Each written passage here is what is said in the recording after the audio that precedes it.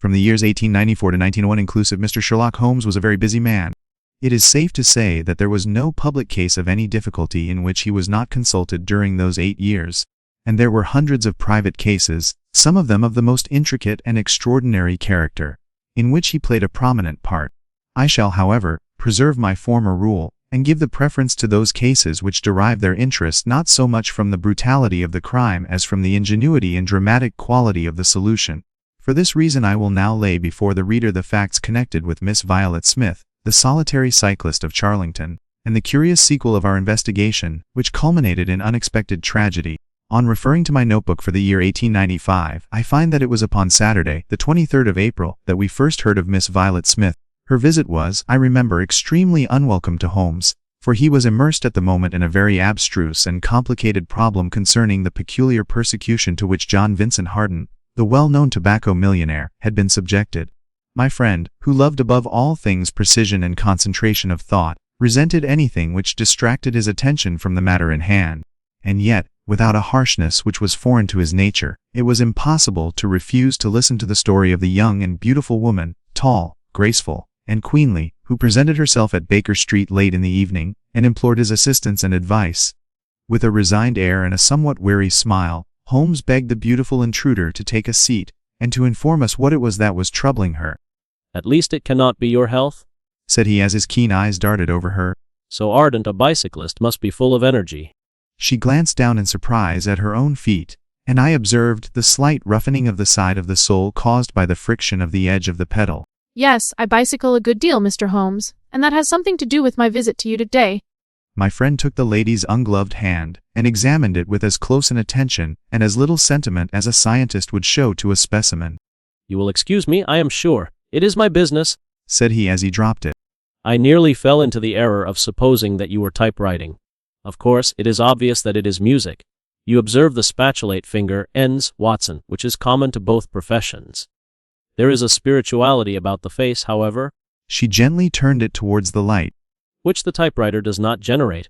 This lady is a musician." "Yes, Mr. Holmes, I teach music." "In the country, I presume, from your complexion?"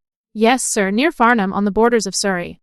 "A beautiful neighborhood, and full of the most interesting associations. You remember, Watson, that it was near there that we took Archie Stamford, the forger?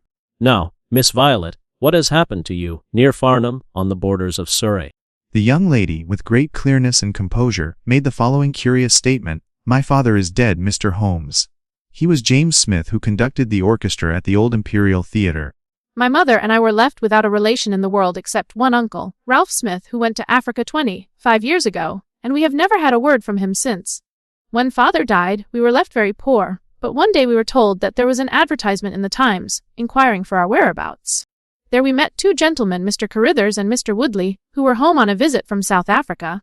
They said that my uncle was a friend of theirs, that he had died some months before in great poverty in Johannesburg, and that he had asked them with his last breath to hunt up his relations, and see that they were in no want." "Excuse me," said Holmes. "When was this interview?" "Last December, 4 months ago." "Pray proceed." "Mr. Woodley seemed to me to be a most odious person. He was forever making eyes at me. A coarse, puffy-faced, red-mustached young man with his hair plastered down on each side of his forehead. Oh, Cyril is his name," said Holmes, smiling. "Yes, Mr. Holmes, Cyril Morton, an electrical engineer, and we hope to be married at the end of the summer." What I wished to say was that Mr. Woodley was perfectly odious, but that Mr. Carruthers, who was a much older man, was more agreeable. He suggested that I should come and teach music to his only daughter, aged 10. He offered me 100 a year, which was certainly splendid pay. The first flaw in my happiness was the arrival of the red-mustached Mr. Woodley. He came for a visit of a week, and it seemed 3 months to me. Seized me in his arms one day after dinner. He was hideously strong, and swore that he would not let me go until I had kissed him. Mr. Carruthers came in and tore him from me, on which he turned upon his own host, knocking him down and cutting his face open. And now, Mr. Holmes, I come at last to the special thing which has caused me to ask your advice today. You must know that every Saturday forenoon I ride on my bicycle to Farnham Station. 2 weeks ago I was passing this place, when I chanced to look back over my shoulder, and about 200 yards behind me I saw a man, also on a bicycle. You can imagine how surprised I was, Mr. Holmes, when, on my return on the Monday, I saw the same man on the same stretch of road. He always kept his distance and did not molest me in any way, but still it certainly was very odd. I mentioned it to Mr. Carruthers, who seemed interested in what I said. The horse and trap were to have come this week, but for some reason they were not delivered, and again I had to cycle to the station. That was this morning. I slowed down my machine, but he slowed down his. Then I stopped altogether, but he stopped also. Then I laid a trap for him. There is a sharp turning of the road, and I pedaled very quickly round this, and then I stopped and waited. But he never appeared. Then I went back and looked round the corner. I could see a mile of road, but he was not on it. To make it the more extraordinary, there was no side road at this point down which he could have gone. This case certainly presents some features of its own, said he. How much time elapsed between your turning the corner and your discovery that the road was clear? 2 or 3 minutes. Then he could not have retreated down the road? And you say that there are no side roads? No. So, by the process of exclusion, we arrive at the fact that he made his way toward Charlington Hall, which, as I understand, is situated in its own grounds on one side of the road. Where is the gentleman to whom you are engaged? He is in the Midland Electrical Company at Coventry. Have you had any other admirers? There was this dreadful man, Woodley, if you can call him an admirer. Our fair client seemed a little confused. Who was he? Asked Holmes. Oh, it may be a mere fancy of mine, but it had seemed to me sometimes that my employer, Mr. Carruthers, takes a great deal of interest in me. Ha! Holmes looked grave. You will let me know any fresh development, Miss Smith. I am very busy just now, but I will find time to make some inquiries into your case. In the meantime, take no step without letting me know. It is part of the settled order of nature that such a girl should have followers, said Holmes. He pulled at his meditative pipe. But for choice not on bicycles in lonely country roads. Some secretive lover, beyond all doubt. But there are curious and suggestive details about the case, Watson. That he should appear only at that point? Exactly. Our first effort must be to find who are the tenants of Charlington Hall. Then, again, how about the connection between Carruthers and Woodley, since they appear to be men of such a different type? No, my dear fellow, you will go down. On Monday you will arrive early at Farnham, you will conceal yourself near Charlington Heath, you will observe these facts for yourself, and act as your own judgment advises. We had ascertained from the lady that she went down upon the Monday by the train which leaves Waterloo at 9:50, so I started early and caught the 9:13. At Farnham Station I had no difficulty in being directed to Charlington Heath. It was impossible to mistake the scene of the young lady's adventure, for the road runs between the open heath on one side and an old yew hedge upon the other, surrounding a park which is studded with magnificent trees. Behind one of these clumps I took up my position, so as to command both the gateway of the hall and a long stretch of the road upon either side. A quarter of an hour passed, and then a second cyclist appeared. This time it was the young lady coming from the station. An instant later the man emerged from his hiding place, sprang upon his cycle, and followed her. In all the broad landscape those were the only moving figures. She suddenly whisked her wheels round and dashed straight at him. He was as quick as she, however, and darted off in desperate flight. I remained in my hiding place, and it was well that I did so, for presently the man reappeared, cycling slowly back. He turned in at the hall gates and dismounted from his machine. Mr. Sherlock Holmes listened with attention to the long report which I was able to present to him that evening. But it did not elicit that word of curt praise which I had hoped for, and should have valued. Your hiding place, my dear Watson, was very faulty. You should have been behind the hedge, then you would have had a close view of this interesting person. What should I have done? I cried with some heat. Gone to the nearest public house. That is the center of country gossip. They would have told you every name, from the master to the scullery maid. Next morning we had a note from Miss Smith, recounting shortly and accurately the very incidents which I had seen, but the pith of the letter lay in the postscript. I am sure that you will respect my confidence, Mr. Holmes, when I tell you that my place here has become difficult, owing to the fact that my employer has proposed marriage to me. Our young friend seems to be getting into deep waters, said Holmes thoughtfully as he finished the letter. Holmes's quiet day in the country had a singular termination, for he arrived at Baker Street late in the evening, with a cut lip and a discolored lump upon his forehead. I get so little active exercise that it is always a treat, said he. You are aware that I have some proficiency in the good old British sport of boxing. Occasionally it is of service. Today, for example, I should have come to very ignominious grief without it. I begged him to tell me what had occurred. I found that country pub which I had already recommended to your notice, and there I made my discreet inquiries. Williamson is a white, bearded man, and he lives alone with a small staff of servants at the hall. There is some rumor that he is or has been a clergyman. A warm lot, sir.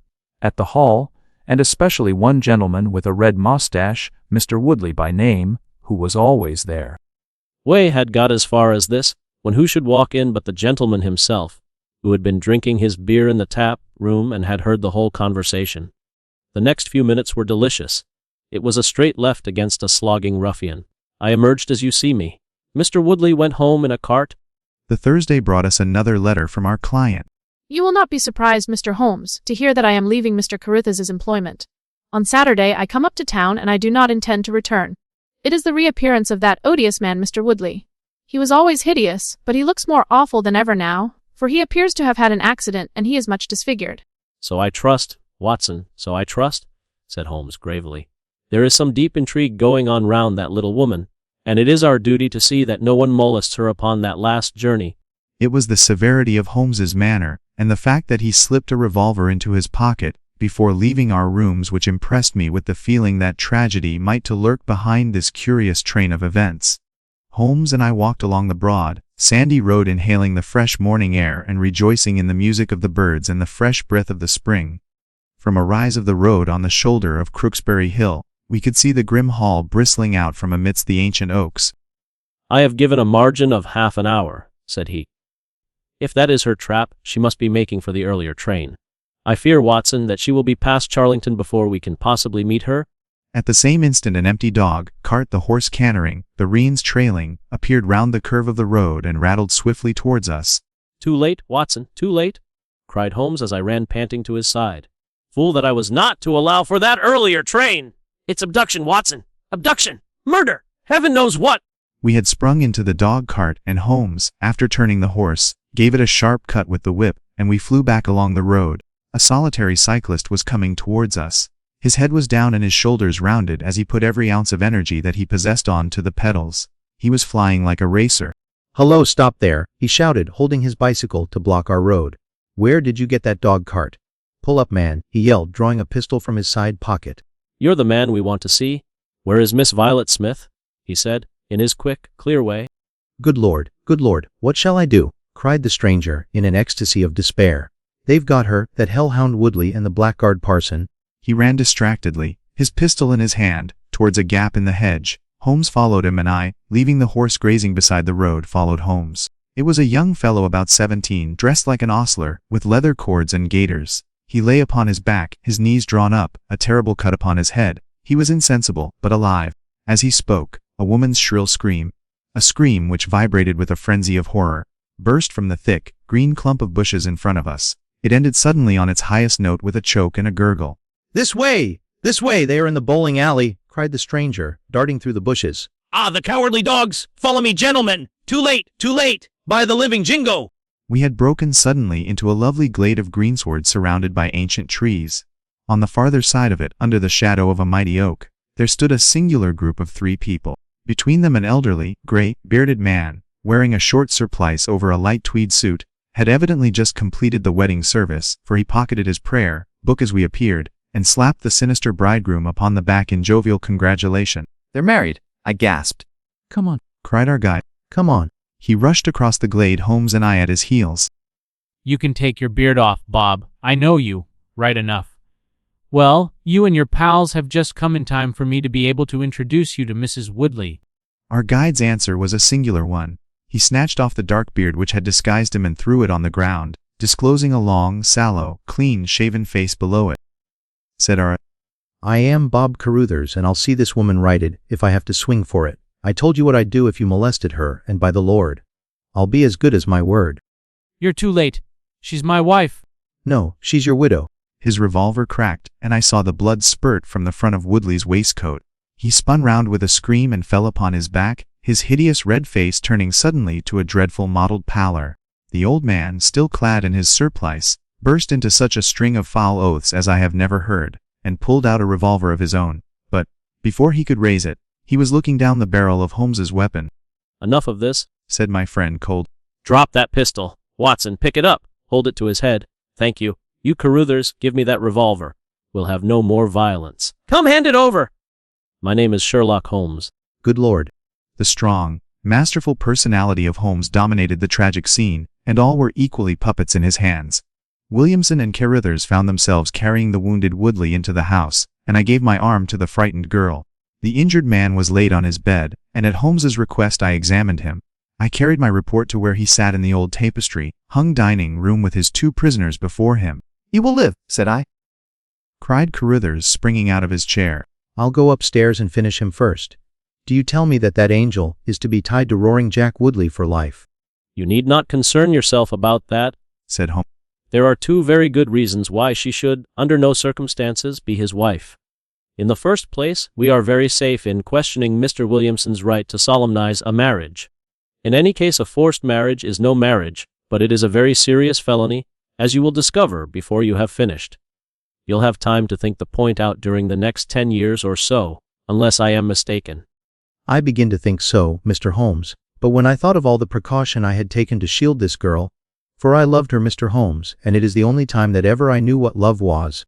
Ever since that girl has been in my employment, I never once let her go past this house, where I knew the rascals were lurking, without following her on my bicycle, just to see that she came to no harm.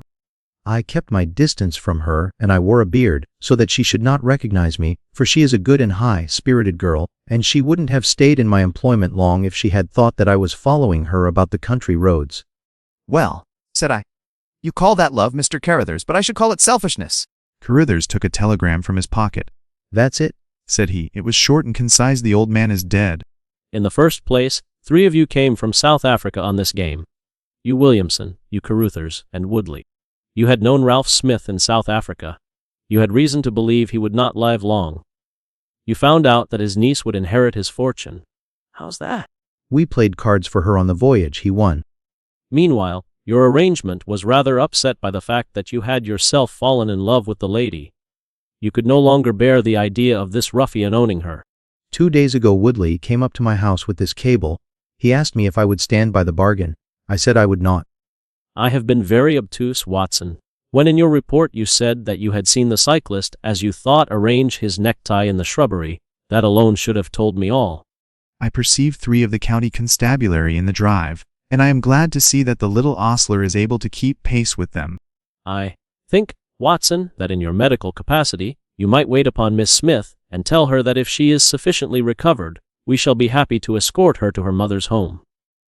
If she is not quite convalescent, you will find that a hint that we were about to telegraph to a young electrician in the Midlands would probably complete the cure. A's to you, Mr. Carruthers. I think that you have done what you could to make amends for your share in an evil plot. There is my card, sir, and if my evidence can be of help in your trial, it shall be at your disposal. I find, however, a short note at the end of my manuscript dealing with this case, in which I have put it upon record that Miss Violet Smith did indeed inherit a large fortune, and that she is now the wife of Cyril Morton, the senior partner of Morton Kennedy, the famous Westminster electricians. Williamson and Woodley were both tried for abduction and assault, the former getting 7 years, the latter 10. Of the fate of Carruthers, I have no record, but I am sure that his assault was not viewed very gravely by the court, and I think that a few months were sufficient to satisfy the demands of justice.